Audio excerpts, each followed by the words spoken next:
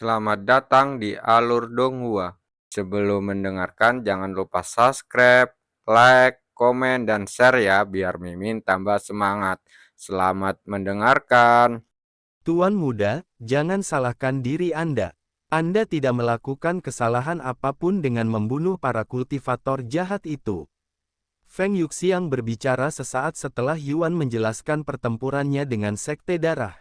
Karena ada rasa bersalah yang jelas di matanya. Saat dia menjelaskan bagaimana dia membunuh ribuan murid dari Sekte Darah. Namun, Yuan menggelengkan kepalanya dan mendesah pelan, "Kau salah. Aku tidak merasa bersalah atau menyalahkan diri sendiri karena telah membunuh para kultivator jahat itu. Aku khawatir karena aku tidak merasa simpati sedikit pun.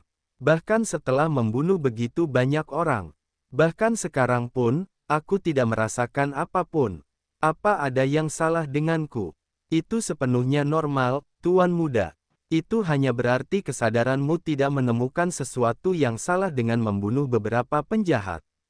Aku bisa meyakinkanmu bahwa tidak ada yang salah denganmu. Kau hanya sedang tumbuh dewasa, sebagai seorang kultivator. Itu saja. Beranjak dewasa, Yuan menghela napas. Beberapa waktu kemudian, Yuan berkata kepada Tuan Luo, "Kota Pang seharusnya aman sekarang setelah Sekte Darah musnah. Terima kasih, Taois Yuan. Sekali lagi, Anda telah menyelamatkan kota kami." Tuan Luo berdiri dan membungkuk kepadanya. "Sayangnya, keluarga kami tidak punya apapun lagi untuk diberikan kepadamu. Karena aku sudah memberikan harta kami yang paling berharga kepadamu." Jurang bintang ya. Yuan tiba-tiba mengambil kembali jurang bintang. "Aku masih belum berterima kasih padamu karena telah memberiku harta ini. Harta ini sangat berguna bagiku sejak saat itu. Harta ini lebih dari cukup untuk mengganti semua yang telah kulakukan untuk kota ini. Serta apa yang akan kulakukan untuknya di masa depan. Tentu saja, aku berharap tidak ada hal buruk yang terjadi pada tempat ini lagi." "Terima kasih, Taois Yuan." Setelah mengobrol sebentar, Yuan kembali ke kamarnya. "Aku akan meluangkan waktu untuk menenangkan pikiran," kata Yuan kepada mereka. Lalu dia menoleh ke arah Feng Yuxiang dan berkata, Feng, bisakah kau membantuku? Apapun untuk Tuan Muda. Aku akan mengajak Meixiu dan seorang teman lainnya untuk mendaki tangga menuju surga, tapi mereka tidak ada di sini. Bisakah kau membawa mereka ke sini untukku?" "Teman lagi." Feng Yuxiang mengangkat alisnya. Yuan kemudian memberitahukan lokasi Meixiu dan Chu Liuxiang kepadanya. "Saya akan kembali dalam 2 hari. Katanya setelah menghitung berapa lama waktu yang dibutuhkan untuk membawa mereka kembali. Lalu dia menyerahkan seikat harta benda kepadanya dan berkata, "Jika kau ingin menempa tubuhmu selama aku pergi, kau bisa menggunakan ini. Ah, ini, biar kupisahkan untukmu." Setelah memisahkan harta karun, Feng Yuxiang meninggalkan kota Pang untuk menjemput Meixiu dan Chu Liuxiang. Sementara itu, Yuan pergi ke halaman dan duduk di bawah pohon dengan mata tertutup, seolah sedang bermeditasi. Yuan, dia sudah berubah. Lan Yingying, yang mengawasinya dari kejauhan bersama Xiao Hua, bergumam pelan. "Perubahan ini hanya akan menguntungkan kakak Yuan, yang berniat mendaki tangga menuju surga," kata Xiao Hua. Beberapa saat kemudian, sesosok orang mendekati Yuan dan bertanya kepadanya, "Apakah kamu baik-baik saja?" Yuan membuka matanya dan berbalik untuk melihat Min Li berdiri di belakangnya dengan wajah sedikit khawatir. "Apakah kau pernah membunuh orang sebelumnya?" Yuan tiba-tiba bertanya padanya. Min Li menggelengkan kepalanya dan berkata, "Tidak, tetapi aku pernah hampir membunuh seseorang beberapa kali dalam hidupku. Aku dengar kau menghancurkan Sekte Darah sendirian. Aku tidak menyangka hal seperti itu mungkin terjadi, tapi mengenalmu, kurasa tidak ada yang mustahil. Semoga aku tidak menghancurkan diriku sendiri dalam proses ini." Yuan menghela napas. "Kenapa kau mengatakan hal seperti itu?" Min Li menatapnya dengan alis terangkat. "Aku bisa merasakan bahwa aku sedang berubah. Aku merasakan emosi yang belum pernah kurasakan sebelumnya. Dan aku melakukan hal-hal yang tidak pernah kubayangkan sebelumnya. Aku takut hal itu akan mengubahku sepenuhnya cepat atau lambat. Apakah memang seburuk itu? Orang bisa berubah. Kami berdua masih muda, jadi kami punya banyak ruang dan waktu untuk berubah. Apakah kau tidak takut kau akan menjadi seseorang yang tidak kau inginkan? Bagaimana jika aku tiba-tiba menjadi pembunuh berdarah dingin? Tanya Yuan. Min Li terkekeh dan berkata, percayalah, kau bisa menjadi apa saja. Tetapi pembunuh berdarah dingin bukanlah salah satunya. Bagaimana kamu bisa tahu? Min Li mengangkat bahu, siapa tahu. Mungkin hanya firasat saja. Lagi pula, meskipun sebagian orang mungkin mengatakan bahwa seseorang tidak memiliki kendali atas jenis orang seperti apa yang akan mereka jadikan.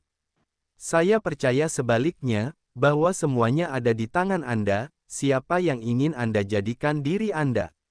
Yuan tersenyum tipis setelah mendengar kata-kata wanita itu yang terdengar sangat familiar. Karena Xiao Hua pernah mengucapkan kata-kata serupa sebelumnya. Jangan terlalu memikirkannya, Yuan. Kau harus melakukan apa yang perlu. Jika kau membiarkan ini menguasai dirimu, itu bisa tumbuh menjadi iblis hati yang sesungguhnya di masa depan.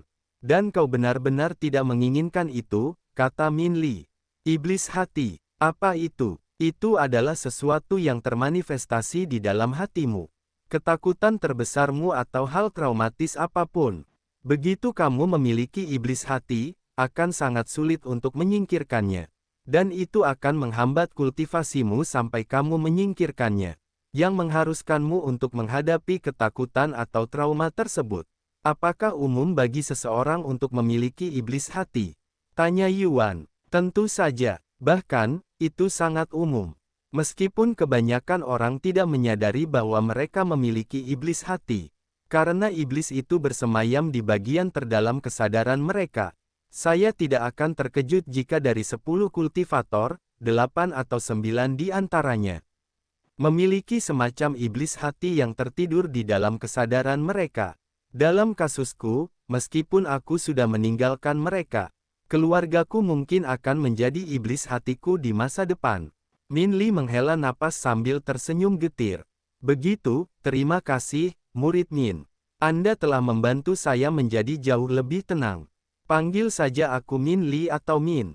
Saya mengerti, Min. Beberapa saat kemudian, Yuan berdiri dan berkata kepadanya, pokoknya, kau harus bersiap-siap jika belum.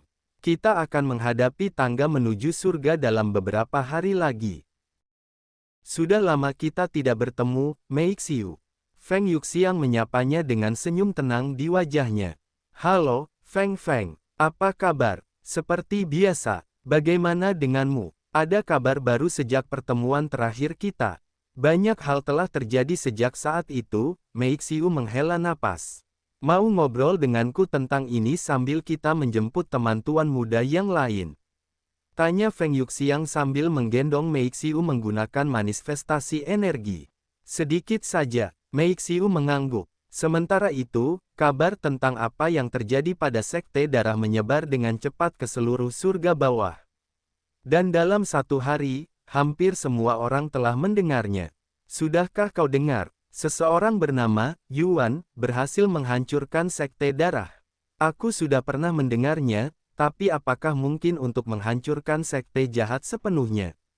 Bahkan jika kau membunuh beberapa ratus murid dari Sekte Darah, mereka tidak akan hancur kecuali kau membasmi semua murid mereka. Mereka seperti kecoa. Itulah masalahnya. Dia tidak hanya membunuh beberapa ratus murid, dia bahkan membunuh ribuan murid. Tentu saja, ini termasuk ketua sekte mereka dan semua murid berpangkat tinggi yang dibawa oleh Tuan Darah. Akan sulit bagi mereka untuk membangun kembali setelah ini, bahkan jika mereka adalah Sekte Darah. Dan mereka masih kalah dari satu orang saja. Astaga, seberapa kuatkah orang bernama Yuan ini? Dan kenapa aku belum pernah mendengar namanya sampai hari ini? Saya yakin ada juga seorang murid dengan nama yang sama di kuil inti naga. Oh, aku pernah dengar tentang dia. Dia orang yang membawa sekte mereka ke peringkat pertama di alam mistik, kan? Reputasi kuil inti naga juga meningkat berkat prestasi Yuan. Pada akhirnya, berita itu sampai ke telinga para pemain, yang menyebabkan kehebohan di dunia nyata. Rumornya, pemain Yuan menghancurkan seluruh sekte sendirian. Bagaimana kita tahu bahwa itu adalah pemain Yuan yang asli atau bukan? Siapa lagi selain pemain Yuan yang asli yang mampu memusnahkan seluruh sekte sendirian? Apakah kamu yakin itu bukan cerita yang dilebih-lebihkan yang dibuat oleh penggemarnya? Mereka sering melakukan itu. Tidak, kali ini benar-benar nyata. NPC di seluruh dunia membicarakannya, dan aku bahkan pergi ke Sekte Pedang Terbang untuk melihat medan perangnya. Tempat itu masih dipenuhi darah dan mayat ketika aku sampai di sana. Aku belum pernah melihat sesuatu yang sebrutal dan sekejam itu sebelumnya. Dan dia melakukannya sendirian. Seberapa kuatkah pemain Yuan sekarang?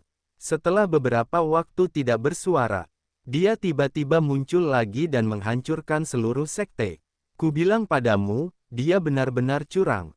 Di markas besar teratai abadi, Xia Jingyi menyampaikan berita itu kepada Yu Rou, yang tidak terkesan seperti biasanya. Faktanya, dia menjadi khawatir setelah mengetahui bahwa Yuan telah menghancurkan seluruh sekte dan membunuh ribuan orang. Kau yakin itu kakak Yuan? Aku tidak percaya. Tidak mungkin dia bisa membunuh begitu banyak orang meskipun itu hanya permainan. Yu Rou membantahnya. Aku tahu, ini pasti salah satu berita palsu yang dibuat oleh penggemarnya untuk mendongkrak reputasinya. Hal ini semakin sering terjadi. Benar, Kak Rou. Berita itu sedang ramai dibicarakan di forum-forum sekarang. Xia Jingyi menghela napas. Yu Rou terdiam sejenak. Pasti karena apa yang terjadi di Jade Garden. Mei Xiu bilang kakak Yuan telah kehilangan seorang sahabat karib karena iblis. Tragedi itu pasti telah mengubahnya. Yu Rou menghela napas. Kakak Yuan sedang kesakitan, namun aku tidak ada di sisinya.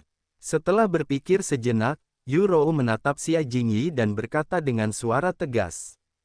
Aku akan menemui kakak Yuan di kultivasi online besok. Lalu dia memanggil Mei Xiu. Namun, tidak ada yang mengangkat telepon karena Mei Xiu sedang sibuk di cultivation online. Jadi dia mengirim pesan teks sebagai gantinya. Keesokan paginya, Mei Xiu membalas panggilan Yu Rou. Maaf, Yu Rou. Aku berada di dalam cultivation online sepanjang malam kemarin. Jadi aku tidak bisa menjawab panggilanmu. Apa kau butuh sesuatu? Tanya Mei Xiu. Bisakah kamu menyampaikan kepada saudaraku bahwa aku ingin bertemu dengannya di cultivation online malam ini, jika memungkinkan? Tentu saja, aku akan memberitahunya. Oh, di mana kamu sekarang? Aku akan meminta Feng Feng untuk menjemputmu. Setelah memberitahu Mei Xiu lokasi dan waktu, Yu Rou kemudian menutup panggilan dan pergi untuk latihan pagi. Sementara itu, Mei Xiu memberitahu Yuan tentang permintaan pertemuan Yu Rou saat sarapan. Adik perempuan kakak Yuan ya. Aku sudah lama ingin bertemu dengannya. Chu Liuxiang bergumam sambil tersenyum dalam hati setelah mendengar kabar tersebut. Yuan, kamu punya adik perempuan. Sejak kapan? Wang Ming dan yang lainnya juga penasaran. Karena ini pertama kalinya mereka mendengar tentang hal itu. Sejak saya diadopsi oleh keluarga Yu. Katanya sambil tersenyum, bahkan tanpa berusaha menyembunyikannya. Hah, keluarga Yu. Mereka saling pandang dengan heran mengapa nama itu terdengar begitu familiar. Nama asliku adalah Yu Tian, dan dulu aku anggota keluarga Yu. Keluarga yang memiliki perusahaan musik dan hiburan di kota ini. Yuan tiba-tiba mengungkapkan identitas aslinya kepada mereka. Dia tidak hanya mempercayai orang-orang ini, tetapi dia juga tidak lagi memiliki alasan untuk menyembunyikan identitasnya. Tunggu, keluarga Yu itu. Astaga, aku tidak pernah menyangka kau memiliki latar belakang yang begitu biasa. Kukira kau berasal dari keluarga immortal atau semacamnya. Seru Wang Ming. Orang-orang di sana pun terkejut. Meskipun keluarga Yu cukup berpengaruh dan besar, mereka bukan apa-apa di mata 6 keluarga spiritual. Mengapa kau menggunakan bentuk lampau saat berbicara tentang keluarga Yu? Apakah kau sudah tidak bersama mereka lagi? Li Jinxi memperhatikan detail ini dan bertanya kepadanya. Benar, aku bukan bagian dari keluarga itu lagi. Mereka mengusirku, setelah semua itu. Apa? Li Jinxi dan yang lainnya bahkan lebih terkejut mendengar informasi ini. Mengapa keluarga Yu tega meninggalkan seorang jenius luar biasa, yang bahkan membuat keluarga enam spiritual mereka iri? Apakah mereka gila? Wang Ming melontarkan pikiran yang juga dirasakan oleh semua orang di sana. Yuan tersenyum dan berkata, izinkan saya menceritakan sedikit tentang latar belakang saya. Kemudian, Yuan melanjutkan ceritanya tentang sejarahnya dengan keluarga Yu, dan bagaimana mereka meninggalkannya ketika ia menjadi lumpuh, membuat mereka langsung terdiam. Hahaha, maaf aku tertawa, tapi aku benar-benar tidak bisa menahan tawa setelah mendengar ceritamu. Betapa bodohnya keluarga Yu itu. Wang Ming tertawa terbahak-bahak. Meninggalkan putra mereka sendiri karena dia menjadi cacat.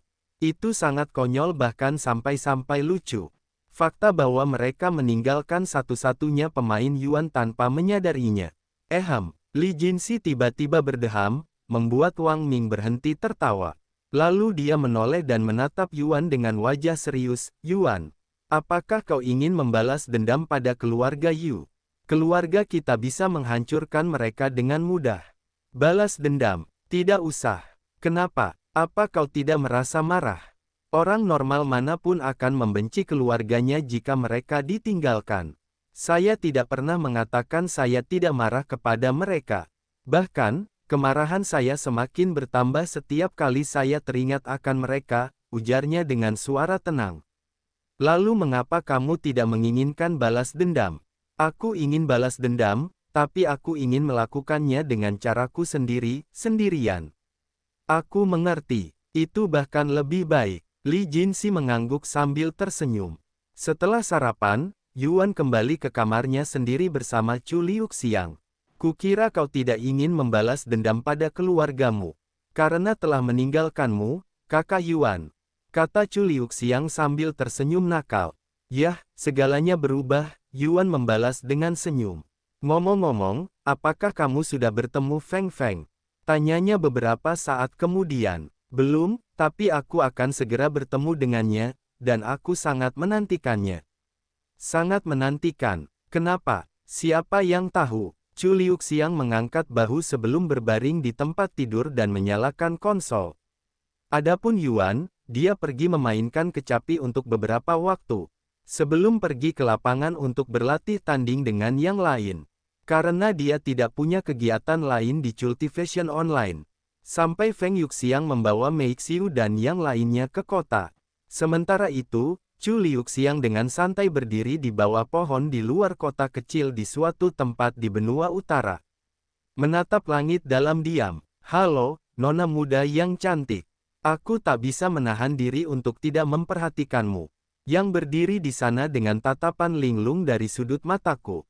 Karena kau begitu mempesona, kau bisa tinggalkan aku sendiri. Chu Liuxiang menoleh untuk melihat pemuda tampan yang berdiri di depannya. Jangan begitu. Sepertinya ada banyak hal yang kau pikirkan. Jika kau mau, aku akan senang mendengarmu. Aku sedang memikirkan kekasihku, jadi aku ingin kau meninggalkanku sendirian, dia menyela lagi. Itu, aku. Pemuda itu terdiam setelah mendengar kata-katanya.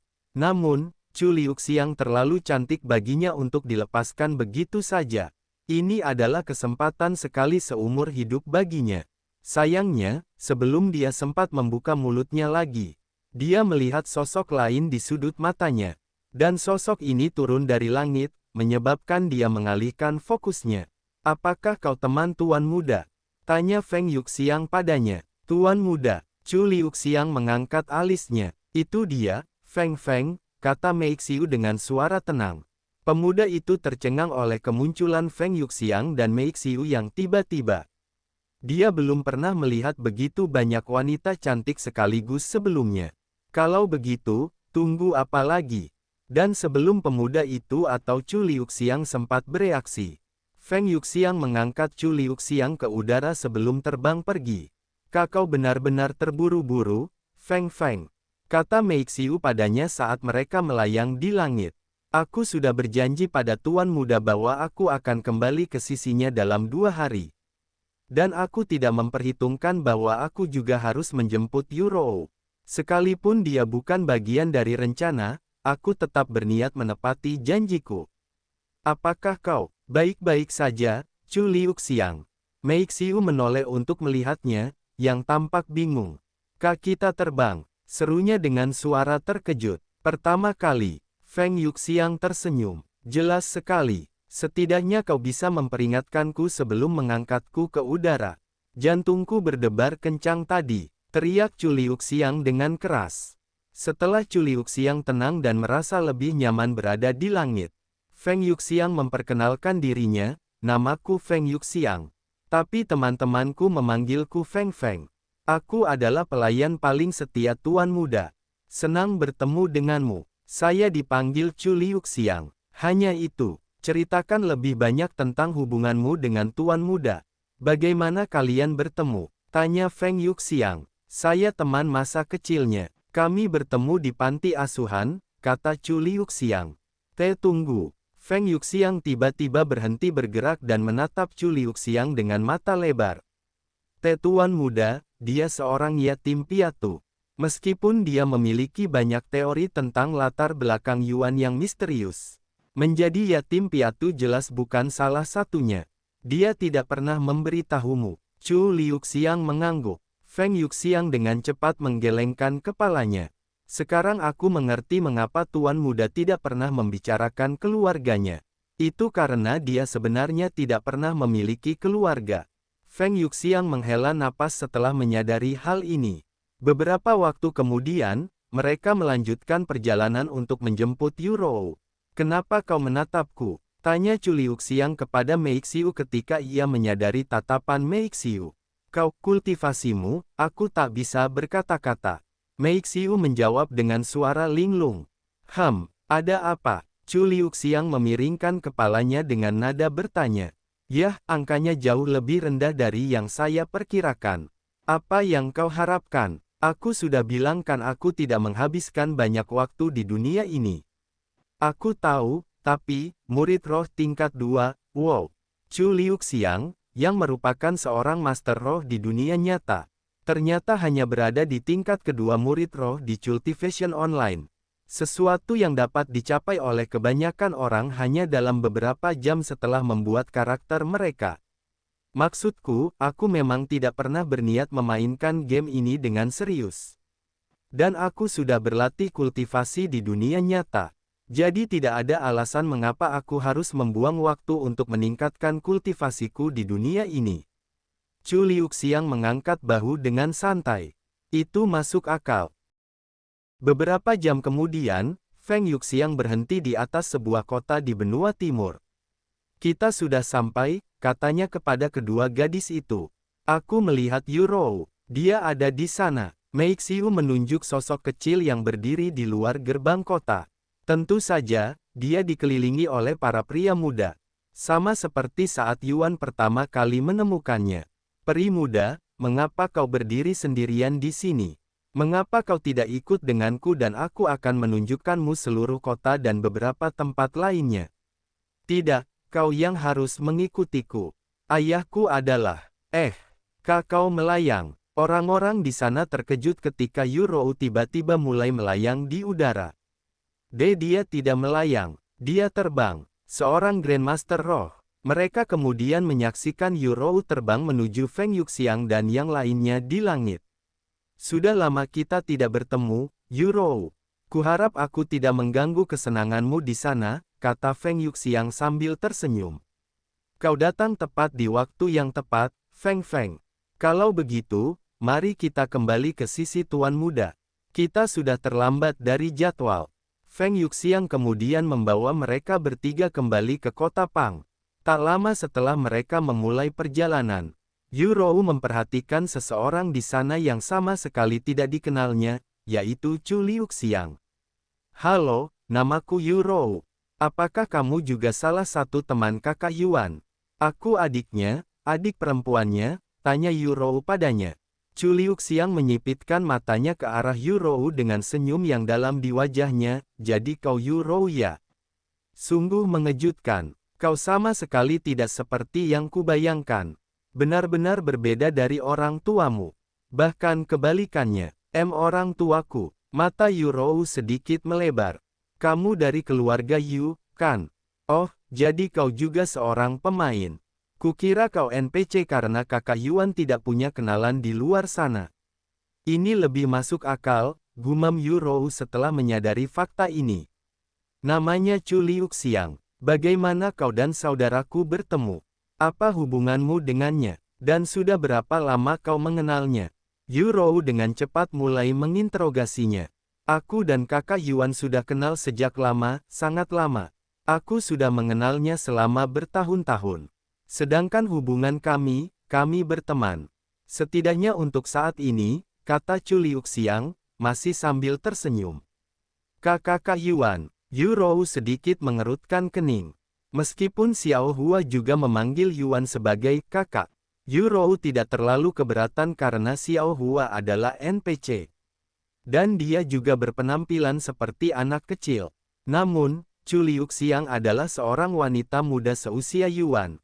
Jadi Yu Rou tidak begitu menerimanya kali ini. Yu Rou menoleh ke arah Meixiu untuk mencari jawaban. Namun, Meixiu bertindak seolah-olah dia tidak menyadari tatapan intens Yu Rou. Membiarkannya sendirian menghadapi Chu Liuxiang. Maafkan aku, Yu Rou, tapi aku akan membiarkanmu merasakan sendiri gimana menanganinya. Meixiu menghela napas dalam hati. Memanggil temanmu kakak, agak aneh, bukan? Tanya Yu Rou beberapa saat kemudian. Aneh. Kenapa? Meskipun agak aneh, aku tidak bisa menahannya. Karena aku sudah terbiasa memanggilnya begitu sejak kami masih kecil. Masih kecil. Yu Rou semakin bingung setelah mendengar kata-kata itu. Bagaimana mungkin Chu Liuxiang mengenal Yuan sejak kecil? Padahal keluarganya tidak mengizinkan Yuan bergaul dengan dunia luar, apalagi memiliki teman. Apakah kau penggemar kakakku? Sejak dia masih tampil di atas panggung, Yu Rou baru bisa menyimpulkan hal ini setelah berpikir sejenak. Tidak, kita bahkan menelusuri lebih jauh ke belakang. Chu Liuxiang menggelengkan kepalanya, bahkan lebih jauh ke belakang. Itu tidak mungkin. Yu Rou tiba-tiba menghentikan gerakan mulutnya ketika dia menyadari sesuatu. Jangan bilang begitu. Benar. Kita pernah di panti asuhan. Yang sama, aku sudah mengenalnya sebelum dia diambil dariku oleh keluarga Yumu. Kata Chu Liuxiang sambil tersenyum. Tanpa menyadari bahwa Yu Rou seharusnya tidak mengetahui informasi ini. Meskipun Meixiu awalnya tidak menyadarinya. Dia baru menyadari masalahnya kemudian, tetapi sudah terlambat. Karena Chu Liuxiang telah mengungkapkan rahasia bahwa Yuan diadopsi ke dalam keluarga Yu. Bahwa dia sebenarnya bukan saudara kandung Yu Rou. Melihat Meixiu menepuk dahinya sendiri. Chu Liuxiang mengangkat alisnya, masih belum menyadari bahwa dia secara tidak sengaja telah mengungkapkan rahasia yang telah disembunyikan Meixiu dan Yuan selama bertahun-tahun. Bahkan dengan badan intelijen keluarga Chu sekalipun. Tidak mungkin mereka tahu bahwa Yu Rou tidak mengetahui bahwa Yuan adalah anak angkat. Melihat wajah Yu Rou yang kosong, Meixiu membuka mulutnya untuk mencoba menyelamatkan situasi yang mustahil itu. Yu Rou, aku bisa menjelaskan. Tidak apa-apa, Meixiu, kau tidak perlu menjelaskan apapun padaku. Yu Rou tiba-tiba menyela. Sebenarnya, aku punya pengakuan yang ingin kusampaikan. Aku sudah tahu tentang adopsi kakak Yuan. Bahwa dia sebenarnya bukan saudaraku sejak lama. Kini giliran Yu Rou untuk mengungkapkan informasi mengejutkan ini. Bagaimana kau bisa? Meixiu menatap Yu Rou dengan wajah linglung. Bagaimana aku mengetahuinya? Sebenarnya itu murni suatu kebetulan.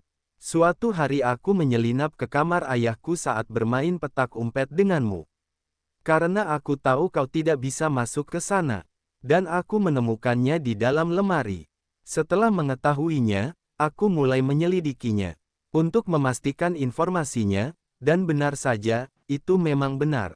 Sudah berapa lama kau mengetahuinya? Tanya Meixiu kemudian. Tak lama setelah kakak Yuan tidak bisa lagi menggerakkan tubuhnya, Yurou menghela napas. Selama itu, Meixiu benar-benar terkejut dan tak bisa berkata-kata.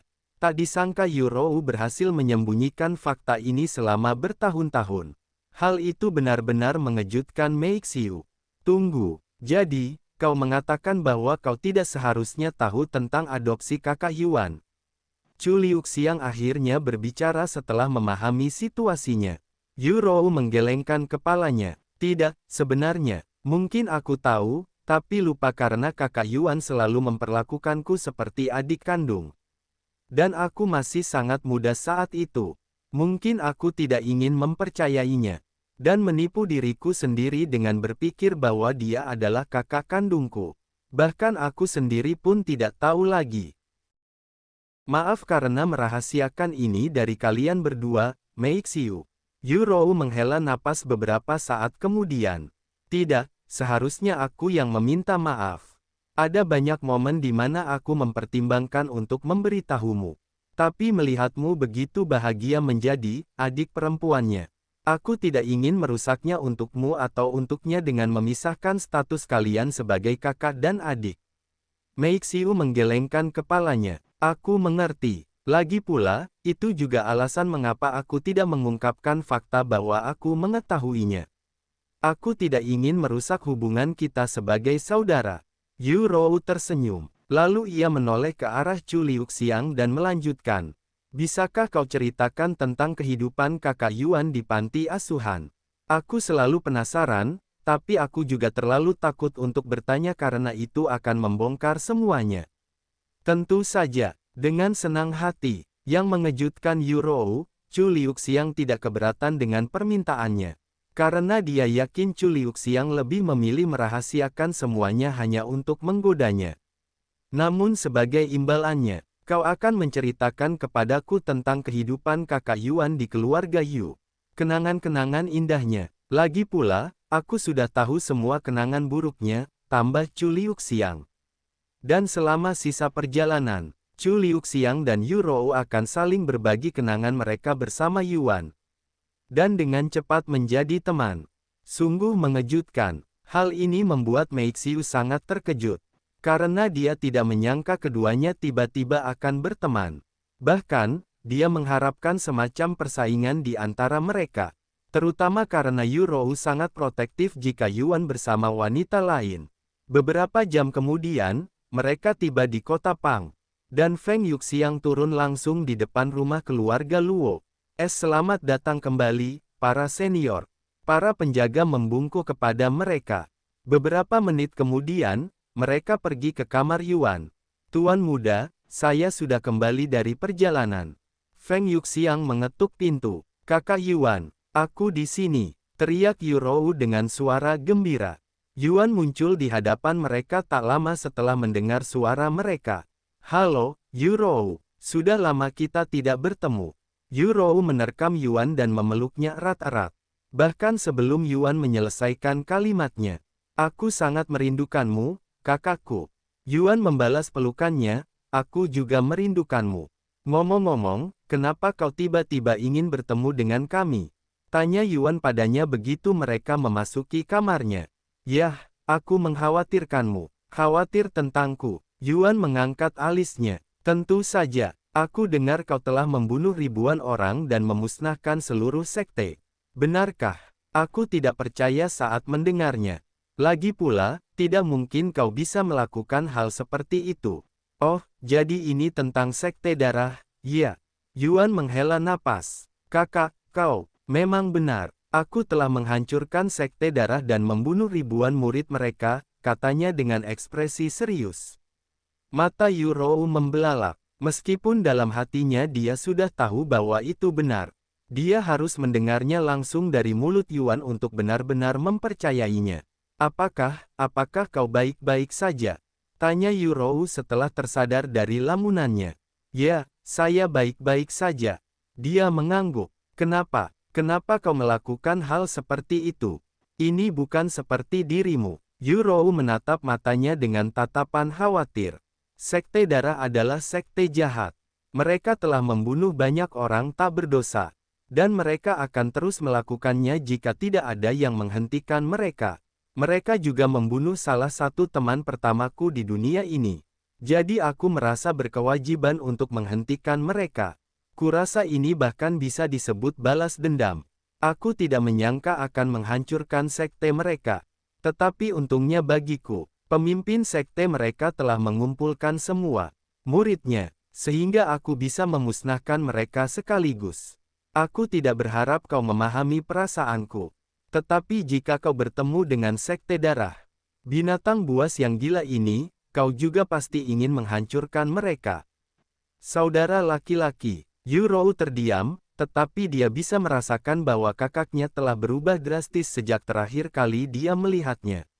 Dia tidak lagi terlihat kekanak-kanakan dan polos seperti sebelumnya.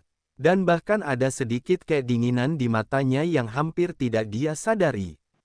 Jika tindakan saya telah mengecewakan Anda, saya minta maaf.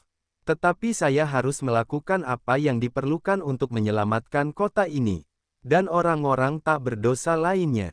Yurou memejamkan matanya dan menarik napas dalam-dalam. Mencerna semua informasi ini dalam diam. Bukan berarti aku kecewa, saudaraku. Aku hanya terkejut, bahwa kau memiliki kemampuan untuk melakukan hal seperti itu. Pada akhirnya, ini hanyalah permainan. Dan membunuh orang lain bukanlah tindakan ilegal di dunia ini, jadi aku sepenuhnya mengerti. Mendengar perkataan Yurou, Yuan ingin memberitahunya bahwa cultivation online mungkin ada di suatu tempat di alam semesta mereka. Tetapi dia memutuskan untuk memberitahunya nanti. Karena dia tidak ingin membanjirinya dengan begitu banyak informasi terlalu cepat. Terima kasih atas pengertianmu, Yurou. Apa rencanamu sekarang? Yurou bertanya lagi beberapa saat kemudian. Kita akan mendaki tangga surga dan naik ke alam berikutnya. Apakah kau ingin ikut bersama kami?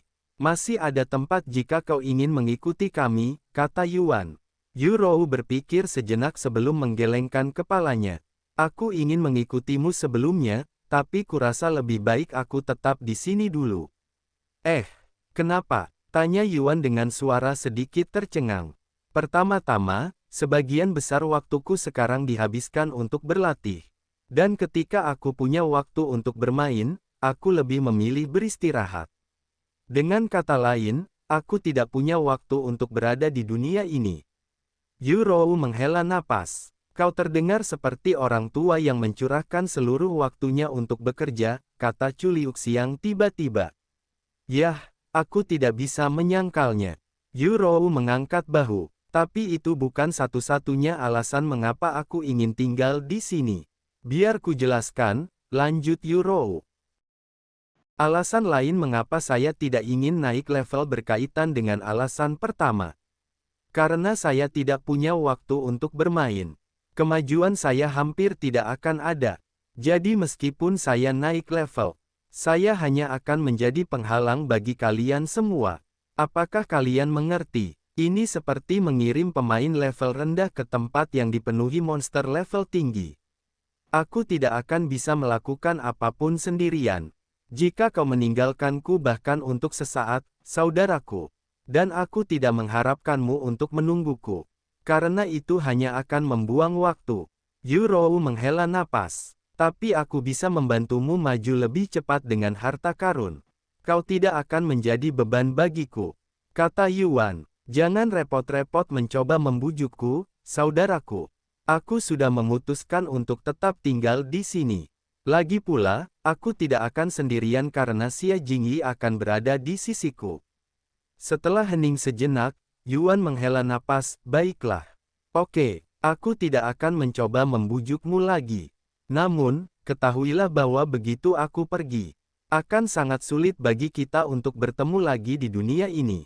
Karena aku tidak bisa turun ke surga bawah kapanpun aku mau. Bukan berarti kita tidak bisa bertemu di dunia lain.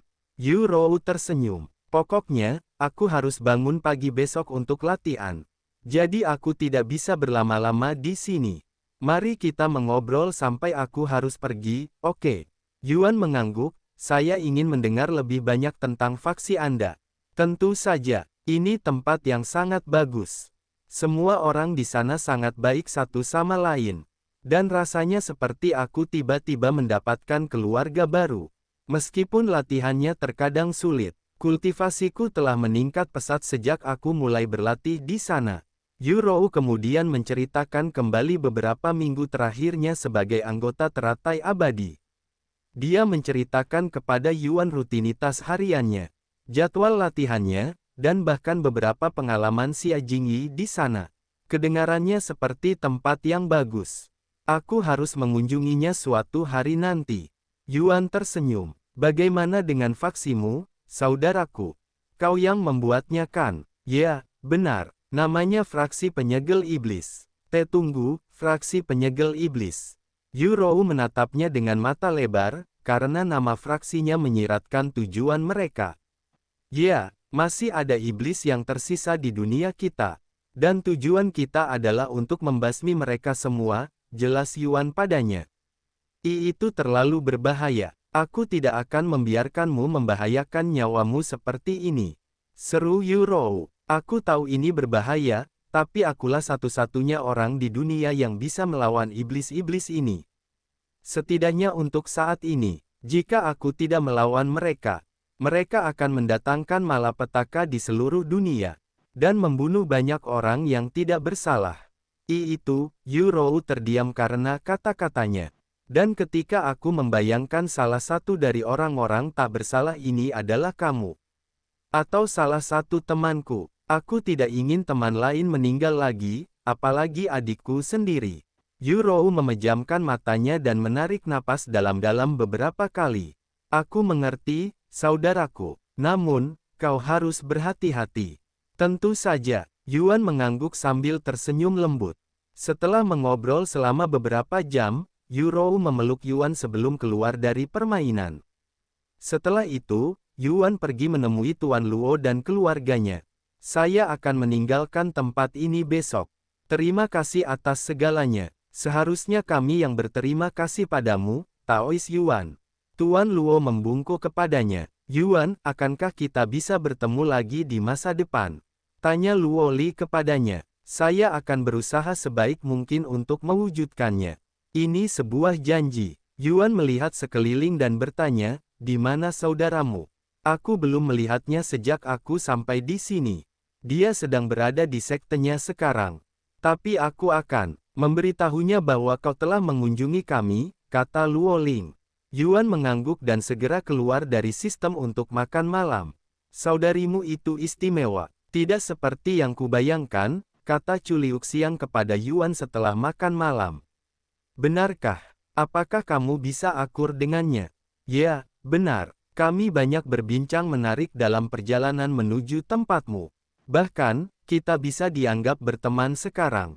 Senang mendengarnya. Yuan tersenyum. Jika kita akan memulai keluarga bersama, sangat penting bagi saya untuk memiliki hubungan yang baik dengan keluarga Anda, Chu Liuxiang terkekeh.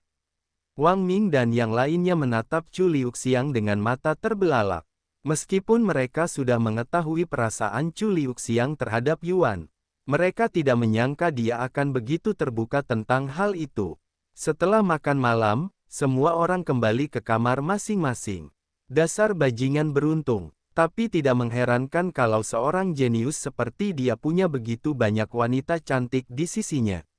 Wang Ming menghela napas panjang sambil berjalan kembali ke kamarnya. Kalau kau cemburu, kenapa kau tidak mencari pacar sendiri? Bukannya kau tidak punya harapan, kata Wang Bingbing kepadanya. Ah, terlalu banyak pekerjaan. Dan aku tidak punya waktu untuk memanjakan mereka.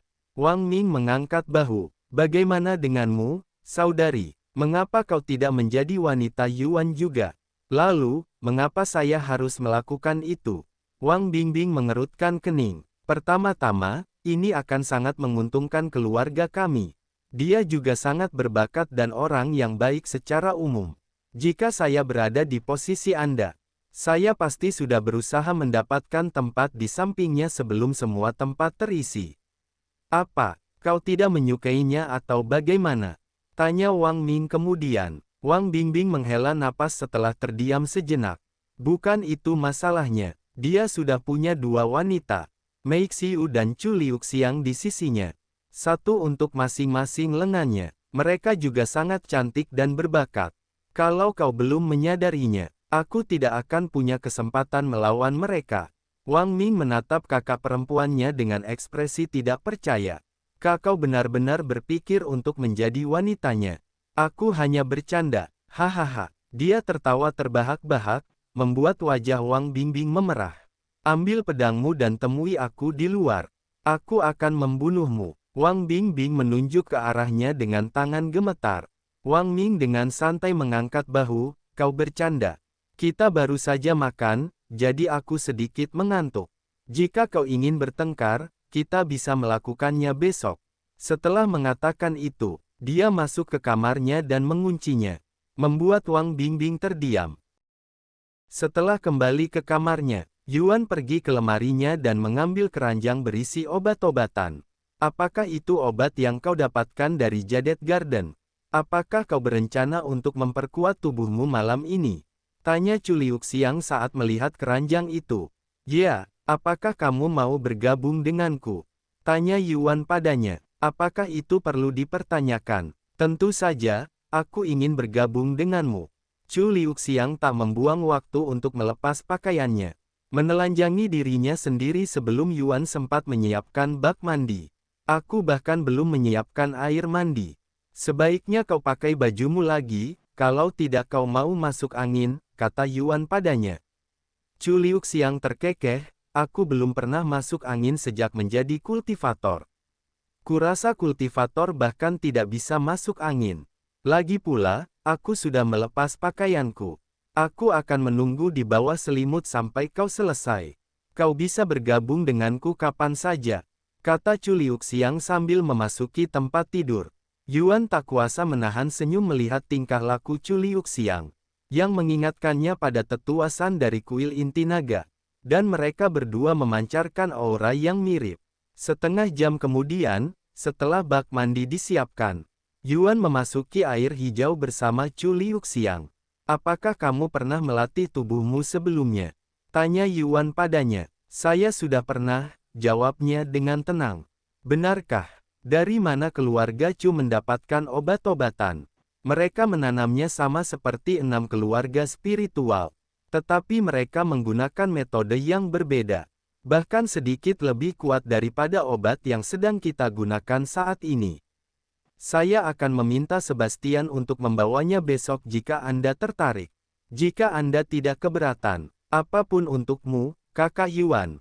Sebenarnya, bolehkah aku memanggilmu Yuan saja mulai sekarang?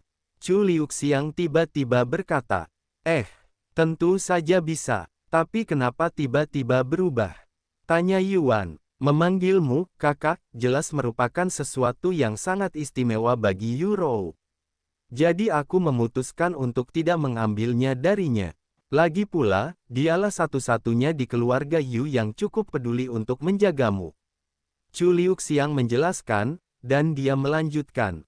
Selain itu, rasanya aneh mencoba memulai keluarga dengan saudara laki-laki saya. Kau bisa memanggilku apa saja yang kau mau. Yuan tersenyum. Benarkah? Kalau begitu bolehkah aku memanggilmu sayang? Kurasa itu lebih cocok daripada hanya Yuan. Itu juga lebih unik. Sayang, kurasa itu agak berlebihan. Tolonglah. Semua orang sudah memanggilmu, Yuan, dan aku ingin kau merasa istimewa saat kita bersama. Yuan menghela napas. Setelah berpikir sejenak, dia menyerah dan berkata, baiklah, tapi kamu hanya boleh memanggilku begitu saat kita berdua saja. Akan terasa canggung jika kamu memanggilku begitu di depan semua orang. Jangan khawatir, aku akan menunggu sampai kita resmi menjadi keluarga sebelum mulai melakukan itu. Chu Liuxiang tersenyum. Mereka berdua mengobrol santai sambil meminum obat. Karena keduanya terbiasa menempa tubuh mereka dengan obat yang lebih kuat. Mereka merasa cukup rileks untuk mengobrol sambil menempa tubuh mereka secara bersamaan. Kau berbicara dengan adikku hari ini, kan? Kalian membicarakan apa? Yuan tiba-tiba bertanya. Itu rahasia. Kamu bahkan tidak bisa memberitahuku sedikit saja. Aku tidak bisa. Lagi pula, kita sudah berjanji pada Yurou untuk merahasiakannya. Karena kau sudah berjanji, aku tidak akan bertanya lagi. Mari kita ganti topik. Basis kultivasimu di Cultivation Online, aku terkejut saat melihatnya. Murid roh tingkat 2, aku tidak menyangka akan serendah itu. Meixiu juga mengatakan hal yang sama, kau tahu. Chu Liuxiang tersenyum. Lalu dia melanjutkan, apakah itu benar-benar seburuk itu? Aku sudah menjadi Master Roh. Di dunia ini, mengapa aku perlu berkultivasi di dunia itu juga? Aku tidak punya cukup waktu di kehidupan ini untuk berkultivasi dua tubuh sekaligus. Seperti yang kau katakan, kau sudah menjadi Master Roh di dunia ini, yang merupakan batas dunia ini.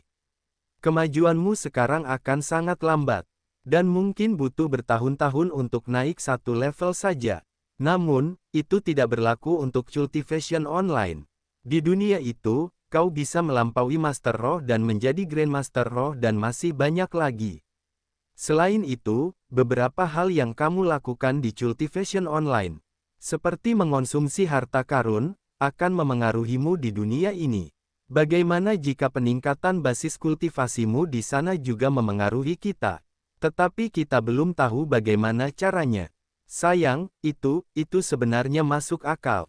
Kau jenius. Aku tidak pernah memikirkannya seperti itu sampai kau menyebutkannya. Kau telah membuka mataku. Aku akan fokus pada kultivasiku di Cultivation Online sekarang. Benarkah? Ya, seperti yang kau sebutkan, aku sudah mencapai batas dunia ini. Jadi hampir tidak ada gunanya bagiku untuk terus mengembangkan tubuh ini. Sebaliknya, aku harus mengembangkan tubuh keduaku. Itu bahkan mungkin membantu kita menembus batas dunia ini, dan mencapai tingkat yang belum pernah terjadi sebelumnya. Sayangnya, akan dibutuhkan banyak sumber daya jika aku ingin menyamai Meixiu, apalagi kamu. Aku bisa meminta bantuan keluargaku, tapi itu berarti aku harus pulang dan aku tidak mau melakukan itu. Chu Liuxiang menghela napas. Aku bisa membantumu jika kau mau. Setelah melenyapkan sekte darah, aku berhasil mendapatkan banyak harta dan batu spiritual. Terutama cincin spasial milik pemimpin sekte mereka. Dia memiliki banyak sekali harta. Chu Liuxiang mengangguk, karena kau sudah menawarkan, aku tidak akan bersikap rendah hati, Yua, sayang. Sebagai imbalannya, kau bisa melakukan apapun yang kau inginkan padaku malam ini, dan setiap malam selanjutnya. Mereka berdua meninggalkan kamar mandi. Sekitar 3 jam kemudian setelah membersihkan rendaman obat, Yuan langsung tertidur tak lama kemudian tanpa menerima tawaran Chu Liuxiang. Tetapi bukan berarti dia tidak mengantisipasinya. Bahkan, akan sangat mengejutkan jika dia benar-benar melakukan sesuatu padanya. Dalam tidurnya, Yuan bermimpi, sebuah mimpi buruk. Ia berada di bawah langit merah padam, ada tumpukan mayat di sekelilingnya. Dan ia berdiri di lautan darah yang hampir mencapai lututnya. Yuan merasakan kehadiran seseorang di belakangnya. Jadi dia menoleh untuk melihat. Dan seperti yang dia duga, pria tampan itu ada di sana. Duduk santai di salah satu gunung mayat sambil menatap langit merah dengan wajah linglung. Bagaimana menurutmu pemandangannya? Apakah itu membuat jantungmu berdebar kencang karena kegembiraan? Pria tampan itu tiba-tiba bertanya kepadanya tanpa mengalihkan pandangan dari langit merah. Yuan mendengus dingin, kenapa kau muncul sekarang? Kau tidak muncul saat aku memintamu untuk melawan sekte darah. Pria tampan itu menoleh menatapnya dengan mata merah dan menunjukkan senyum getir. Apakah kau masih marah karena aku membunuh semut-semut itu untukmu? Kau pasti ingin membunuh mereka sendiri. Tetapi kau tidak punya keberanian, jadi aku harus sedikit mendorongmu. Yuan mengerutkan kening mendengar kata-katanya. Marah. Tentu saja aku marah. Namun, bukan karena kau membunuh orang-orang itu. Aku marah karena kau merasuki tubuhku tanpa izinku. Pertama sang teladan ilahi, sekarang giliranmu. Yuan menyampaikan kekhawatirannya mengenai kepemilikan mereka. Dan yang mengejutkan, pria tampan itu malah mulai tertawa. Dirasuki, kau pikir kami merasukimu? Itu tidak benar. Kami bukan hantu. Lalu bagaimana Anda menjelaskan apa yang terjadi? Sederhana saja, kau membangkitkan ingatanmu dan mulai bertindak seolah-olah kau adalah orang itu. Kaulah yang memanggil kami, bukan sebaliknya. Sang teladan ilahi mengambil alih tubuhmu karena kau ingin mengalahkan iblis itu. Aku mengambil alih tubuhmu karena kau ingin membunuh semut-semut itu. Sesederhana itu. Tidak mungkin. Itulah kenyataannya. Kita mungkin telah menjalani kehidupan yang berbeda. Tetapi pada akhirnya, kita semua adalah orang yang sama. Jangan marah padaku atau pada kami. Itu hanya berarti kamu marah pada dirimu sendiri. Setelah hening sejenak, Yuan berbicara dengan nada bertanya, lalu, kamu sebenarnya siapa? Pria tampan itu tiba-tiba berdiri dan berbalik menghadapnya. Dulu orang-orang memanggilku dewa jahat. Kamu juga bisa memanggilku begitu.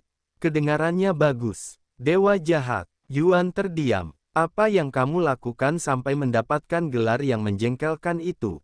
Aku membunuh banyak orang. Jika kau menumpuk semua orang yang kubunuh di satu tempat, tingginya bisa mencapai langit. Apa kau tidak ingat? Pria tampan itu menunjukkan ekspresi dingin dan angkuh. Mengapa? Mengapa kau membunuh orang-orang ini? Kenapa tidak? Mereka mengganggu pemandangan. Jadi aku membunuh mereka, sama seperti bagaimana kau membunuh para murid dari sekte darah itu. Itu sangat berbeda. Tidak, bukan begitu, tapi kau sudah tahu itu. Semoga berhasil meyakinkan dirimu sendiri, dewa jahat kecil. Dewa jahat itu menghilang setelah kalimat tersebut. Dan pemandangan berubah, memperlihatkan kepada Yuan beberapa ingatan dewa jahat. Namun, tak satu pun dari kenangan itu menyenangkan. Karena semuanya adalah adegan dewa jahat membunuh orang. Tak ada satu pun kenangan yang tidak berakhir dengan seseorang mati di tangannya. Yuan menatap tangannya sendiri yang gemetar karena tak percaya. Dulu aku adalah dewa jahat. Lelucon yang tidak lucu. Dia menghela napas dalam hati. Akhirnya, kenangan mengerikan itu berakhir, dan pria tampan itu muncul kembali di hadapannya. Namun, itu bukanlah dewa jahat. Bagaimana pendapatmu tentang inkarnasi terbarumu? Tanyanya dengan senyum misterius di wajahnya. Orang yang tidak menyenangkan dan tidak bermoral. Dia benar-benar berbeda dibandingkan denganmu dan sang teladan ilahi. Pria tampan itu tertawa terbahak-bahak sebelum berkata, itu tidak sepenuhnya benar. Bahkan, kita tidak jauh berbeda satu sama lain. Sang teladan ilahi, dewa jahat, aku, dan bahkan kau.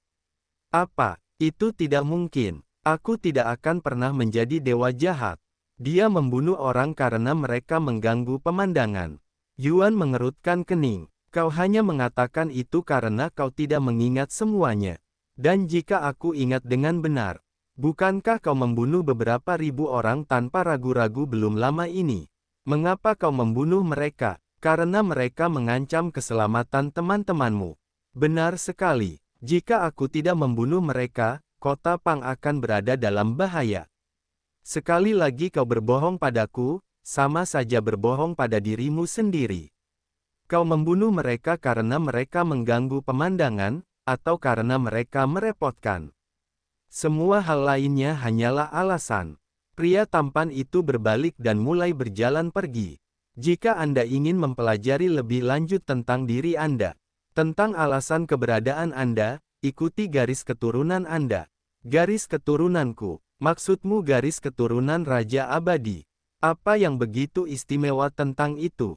Pria tampan itu mengangkat bahu menanggapi pertanyaannya sebelum menghilang dari pandangannya. Yuan terbangun beberapa saat kemudian, dan mendapati tubuhnya basah kuyup oleh keringat dingin. Garis keturunanku ya, apakah kamu baik-baik saja, sayang?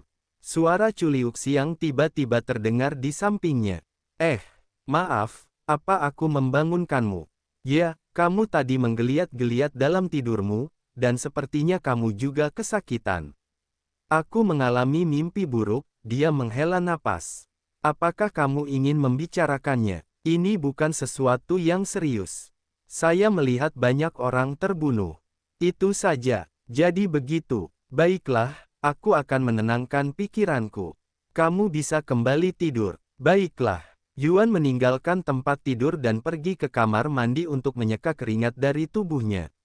Setelah keluar, ia pergi ke balkon dan duduk di sana sampai waktu sarapan tiba. Setelah sarapan, Yuan masuk ke dalam cultivation online dan menunggu Mei Xiu dan Chu Liuxiang muncul. Setelah semua orang berkumpul, Yuan mengucapkan selamat tinggal kepada keluarga Luo. Yuan, apakah kamu keberatan jika kita mengulangi apa yang kita lakukan terakhir kali? Luo Li tiba-tiba bertanya padanya. Terakhir kali, Yuan mengangkat alisnya dengan bingung. Kau tahu, ciuman itu, Luo Li mengingatkannya dengan malu-malu. Oh, itu, saya tidak keberatan. Dia mengangguk santai. Luo Li dan Luo Ling tak membuang waktu dan langsung mencium pipinya. Selamat tinggal, Yuan. Kami berharap dapat bertemu lagi denganmu di masa mendatang. Yuan meninggalkan kota Pang bersama yang lain tak lama kemudian. Setelah meninggalkan kota, Yuan menoleh ke arah Xiao Hua dan bertanya. Di manakah tangga menuju surga? Ikuti aku, kakak Yuan. Xiao Hua akan mengantarmu ke sana, katanya sambil tersenyum penuh harap. Di mana sih si Jalang Min Li itu? Kita sudah menunggu di sini hampir seminggu. Dia seharusnya sudah di sini sekarang. Teriak Gu Tao dengan suara marah karena kesabarannya sudah habis. Menurutmu kita telah ditipu oleh keluarga Min? Tanyanya kemudian kepada ayahnya, yang duduk di sampingnya di dalam kereta. Itu tidak mungkin. Dia tidak akan berbohong tentang hal seperti ini. Itu hanya akan merusak reputasi keluarganya, dan kau tahu betapa kami menghargai harga diri kami. Lagi pula, ini Min Li yang kita bicarakan. Mereka tidak akan mengorbankan reputasi keluarga mereka demi dia. Menurutmu mengapa mereka menjualnya kepada kita sejak awal? Masuk akal. Namun, itu tidak mengubah fakta bahwa Min Li tidak ada di sini. Kami datang ke sini segera setelah meninggalkan keluarga Min. Jadi tidak mungkin kami melewatkannya, kata Gu Tao. Itu juga tidak mungkin. Saya sudah berbicara dengan orang-orang di sini. Tak satu pun dari mereka pernah melihat Min Li, padahal dia gadis yang sangat menarik. Lalu berapa lama lagi kita harus menunggu? Kita tidak bisa tinggal di sini selamanya. Apalagi pernikahan yang seharusnya berlangsung 3 hari lagi. Gu Tao menghela napas panjang. Tidak ada yang bisa kita lakukan selain menunggu. Pada saat itulah keluarga Gu menyadari sekelompok orang mendekati mereka. Dan hampir semuanya adalah wanita cantik yang mampu menggulingkan kerajaan. Namun, Gu Tao hanya memperhatikan satu orang. Seorang wanita muda dengan wajah yang familiar. Wow, jadi itu tangga menuju surga ya. Jauh lebih megah dari yang kubayangkan. Gumam Yuan kagum sambil menatap tangga besar yang melayang di udara tak jauh di kejauhan. Tangga ini hanya memiliki total 9 anak tangga. Tetapi sangat besar sehingga menjulang tinggi dan tampak seperti dibuat untuk para raksasa. Dan terdapat pintu emas yang indah di ujung anak tangga ke-9. Aku belum pernah melihat tangga sebesar ini sebelumnya. Seolah-olah tangga ini dibuat untuk para raksasa, gumam Chu Liuxiang dengan suara linglung. Ngomong-ngomong soal raksasa, apakah mereka benar-benar ada di dunia kultivasi? Tanya Yuan. Ya, Feng Yuxiang mengangguk. Namun, mereka hanya ada di langit bagian atas sekarang. Apakah kamu pernah melihatnya sebelumnya? Tanya Mei Xiu padanya. Saya pernah bertemu beberapa dari mereka ketika masih tinggal di sana. Mereka semua adalah makhluk yang sangat kuat dengan kekuatan yang tak tertandingi. Mereka juga terlahir dengan tubuh yang hampir tak bisa dihancurkan. Aku ingin bertemu salah satunya sekarang. Yuan tersenyum. Ngomong-ngomong, itu bukan tangga menuju surga yang sebenarnya. Kata Feng Yuxiang tiba-tiba. Lalu di manakah yang asli? Itu ada di dalam pintu emas itu, katanya. Begitu ya, Yuan. Min Li tiba-tiba merapikan jubahnya. Ada apa? Apakah kau melihat kereta besar di depan kita itu? Itu adalah keluarga Gu, katanya dengan kerutan khawatir di dahinya. Keluarga Gu, keluarga yang seharusnya kau nikahi. Yuan bertanya untuk memastikan. Ya, Min Li mengangguk. Apa yang mereka lakukan di sini? Apa menurutmu mereka di sini untuk mencarimu? Saya tidak bisa memikirkan alasan lain mengapa mereka berada di sini. Ini terlalu kebetulan. Kau tak perlu khawatir tentang mereka. Aku akan melindungimu jika mereka mencoba berbuat macam-macam, kata Yuan. Dan tepat saat mereka hendak melewati kereta kuda itu, seseorang tiba-tiba berteriak, "Berhenti!" Sesaat kemudian, Gu Tao dan ayahnya, bersama dengan banyak penjaga, mengepung mereka. "Min Li, beraninya kau kabur dari pernikahan kita. Cepat kembali ke keluarga bersamaku. Dan aku akan membuatmu menjadi wanita paling bahagia di dunia ini." Gu Tao melangkah maju dan menepuk dadanya. "Aku menolak. Aku meninggalkan keluarga Min karena suatu alasan. Gu Tao, aku lebih memilih bunuh diri daripada bergabung dengan keluargamu." Min Li mencibir. "Jangan mempersulit keadaan, Min Li." Pria parubaya yang berdiri di belakang Gu Tao tiba-tiba berbicara. "Sekalipun kau melarikan diri dari keluarga Min, kemana kau bisa pergi? Kemana aku pergi bukanlah urusanmu." Pria parubaya itu menoleh ke arah tangga menuju surga di belakangnya dan tertawa. "Apa kau benar-benar berpikir kau punya kemampuan untuk menaiki tangga itu sebagai prajurit roh? Apa kau sudah kehilangan akal sehat? Siapa bilang dia akan mendaki sendirian?" Yuan tiba-tiba melangkah maju, berdiri di antara Min Li dan keluarga Gu. "Lalu, siapa kau sebenarnya? Apa kau tahu siapa kami?" Gu Tao langsung mengerutkan kening melihat kehadiran Yuan yang terasa mengancam karena suatu alasan. "Namaku Yuan, dan kau salah satu dari 7 keluarga warisan, kan? Kalau kau tahu, minggir sana sebelum kau kehilangan nyawa. Aku sedang mencoba berbicara dengan wanitaku di sini." Gu Tao menyipitkan matanya, karena mereka telah menunggu di tangga menuju surga selama seminggu terakhir. Mereka belum mendengar tentang pencapaian terbaru Yuan. Jika mereka tahu Yuan telah melenyapkan sekte darah sendirian, mereka tidak akan berani tidak menghormatinya dengan cara seperti itu. "Dan kau pasti ingin mati, berbicara kepada tuan mudaku dengan cara yang begitu kasar." Feng Yuxiang mencoba melangkah maju tetapi dihalangi oleh Yuan. "Lalu kenapa kalau kau salah satu dari 7 keluarga warisan? Min Li sudah menyatakan bahwa dia tidak akan menikah dengan keluargamu. Lagi pula, dia akan menaiki tangga surga bersamaku." Urat-urat mulai menonjol di dahi Gu Tao. "Min Li, jangan bilang kau meninggalkan keluargamu dan mengambil risiko menyinggung perasaan keluargaku hanya untuk bersama dengan orang tak penting ini.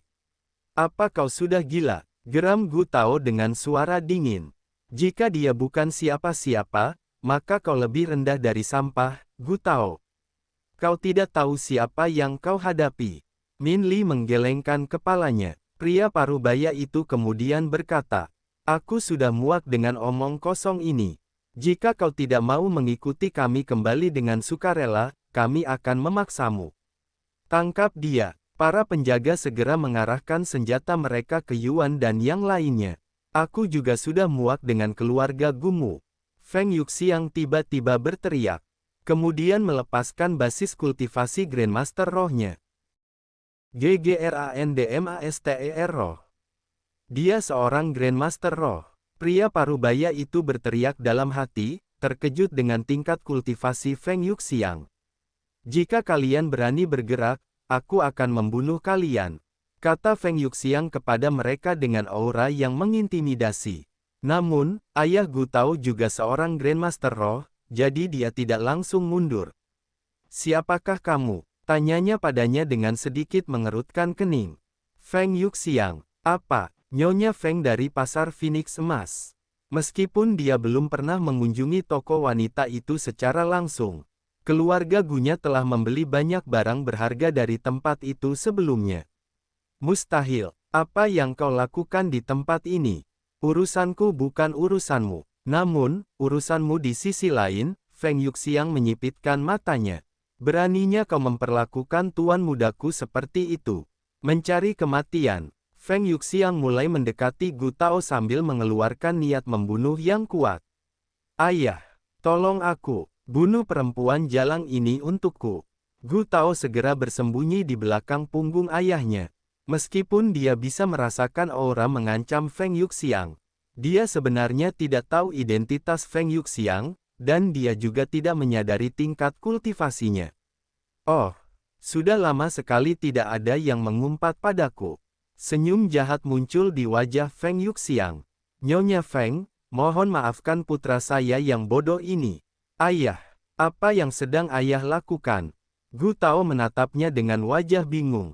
Karena ayahnya adalah seorang Grandmaster Roh. Diam, kau tidak tahu siapa yang sedang kau hadapi sekarang. Ayahnya tiba-tiba menamparkan wajahnya, membuat tubuhnya terlempar. Hal ini mengejutkan para penjaga dari keluarga Gu. Ini adalah pertama kalinya mereka melihat Gu Tao dipukul oleh ayahnya sendiri. Sesuatu yang bahkan tidak terjadi selama pelatihan. Kau pikir itu cukup untuk meminta maaf? Aku tidak akan puas sampai dia berhenti bernapas. Nyonya Feng, mohon ampunilah kami. Kami akan melupakan pernikahan ini dan segera pergi. Sang ayah tahu bahwa menyinggung Feng Yuxiang sama saja dengan kematian di surga bawah. Terutama dengan koneksinya yang luas di seluruh dunia. Kecuali mereka meminta bantuan dari keluarga Gu di surga atas. Tidak ada yang bisa mereka lakukan untuk menghentikannya. Feng Yuxiang tidak mengatakan apapun, dan dia menoleh ke Yuan untuk meminta pendapatnya tentang masalah itu. Meskipun dia sangat ingin membunuh Gu Tao saat itu juga, dia tidak ingin membuat Yuan marah, karena Yuan tidak menyukai kekerasan. Tuan muda, terserah Anda, katanya kepadanya. Yuan menoleh untuk melihat Gu Tao, yang masih meronta-ronta di lantai. Sejenak sebelum menutup matanya dan berbicara dengan suara rendah. Feng Feng, bukankah situasi ini mengingatkanmu pada situasi lain yang terjadi sangat mirip? Feng Yuxiang berpikir sejenak sebelum berbicara. Apakah Anda berbicara tentang Du bersaudara yang dulu? Yuan mengangguk dan melanjutkan. Dia tidak pantas mati, tetapi dia perlu diberi pelajaran. Ambil kultivasinya. Kata-kata Yuan mengejutkan semua orang di sana, termasuk orang-orangnya sendiri. Setelah tersadar dari lamunannya, Feng Yuxiang menjawab dengan senyum lebar di wajahnya. Dengan senang hati, Tuan muda. Dia berbalik menghadap Gu Tao dan mulai mendekatinya. Nyonya Feng, kumohon, jika Anda mengambil kultivasinya, sama saja Anda membunuhnya. Ayah Gu Tao tanpa sadar menghalangi jalannya. Minggir dari jalanku, Patriark Gu, kecuali kau juga ingin kehilangan kultivasimu. Feng Yuxiang menyipitkan matanya yang telah berubah menjadi keemasan ke arahnya, membuat bulu kuduknya merinding. Patriark Gu tahu dalam hatinya bahwa mustahil untuk menghentikan Feng Yuxiang. Namun, dia memiliki pilihan lain. Dia menoleh ke arah Yuan dan berkata, "Kumohon, hentikan dia, kasihanilah aku, Taois Yuan." Pada saat itulah Patriark Gu menyadari sesuatu. Tunggu, Yuan. Dia si jenius dari kuil inti naga. Patriark Gu ingat pernah memerintahkan anggota keluarganya untuk merekrut Yuan ke dalam keluarga mereka dengan segala cara. Namun ia malah menyinggung perasaan Yuan. Tuan muda Yuan, itu kesalahan kami karena tidak mengenali Anda. Seharusnya kami tidak memaksa Min Li untuk menikah dengan keluarga kami. Kumohon. Jika Anda melumpuhkan Gu Tao, dia akan benar-benar tidak berguna dan lebih baik mati saja. Yuan mencemooh kata-katanya dan berkata, "Cacat. Itu berlebihan. Dia mungkin kehilangan kemampuan berkultivasi. Tetapi dia masih bisa berfungsi sebagai manusia normal. Kumohon, Tuan muda Yuan, aku mohon." Patriark Gu tiba-tiba menundukkan badannya dan berlutut di tanah di depan Yuan. Melihat ini, Yuan berkata, "Feng Feng, tunggu sebentar." Feng Yuxiang berhenti 2 langkah dari Gu Tao yang ketakutan. Setelah hening sejenak, Yuan mengulurkan tangannya dan berkata, "Aku bersedia memaafkanmu dan putramu. Tetapi sebagai imbalannya kau harus melakukan sesuatu untukku. Benarkah? Apapun yang kau butuhkan." Mata Patriark Gu berbinar penuh harapan. "Begini, saya baru saja membeli rumah, jadi sekarang saya tidak punya uang. Jika Anda menyumbangkan sebagian kekayaan Anda, saya akan memaafkan Anda. Saya orang yang murah hati." Jadi saya hanya akan meminta semua cincin spasial dan kantung penyimpanan Anda. Rahang Patriark Gu ternganga ketika mendengar kata-kata Yuan. Itu adalah sesuatu yang sama sekali tidak dia duga. Sebagai kepala keluarga Gu, Patriark Gu tentu saja memiliki banyak kekayaan. Bahkan, ia biasanya membawa harta benda keluarga yang paling berharga di tubuhnya. Karena ia percaya bahwa itu akan lebih aman daripada menyimpannya di rumah. Dan tidak akan ada yang bisa merampoknya. Karena dia adalah kepala keluarga dari sebuah keluarga terkemuka. Melihat keraguan Patriark Gu, Yuan menghela napas. Aku sudah memberimu kesempatan sejak kau memohon. Dan kau bahkan mengatakan apapun yang kuinginkan, tapi sayangnya. Lalu dia melanjutkan, Feng Feng, silakan lanjutkan apapun yang sedang kamu lakukan. Ya, Feng Yuxiang mengambil 2 langkah terakhir dan tiba di depan Gu Tao. Tunggu, kenapa kita tidak membicarakan ini? Patriark Gu merasa ingin menangis, namun ia tidak mampu mengeluarkan air mata. Tidak ada yang perlu dibicarakan. Kau kehilangan kesempatan itu ketika kau mengancam akan membawa Min Li pergi secara paksa. Patriark Gu menggertakkan giginya karena marah. Tetapi akhirnya menyerah dan berkata, baiklah. Aku akan memberikannya kepadamu.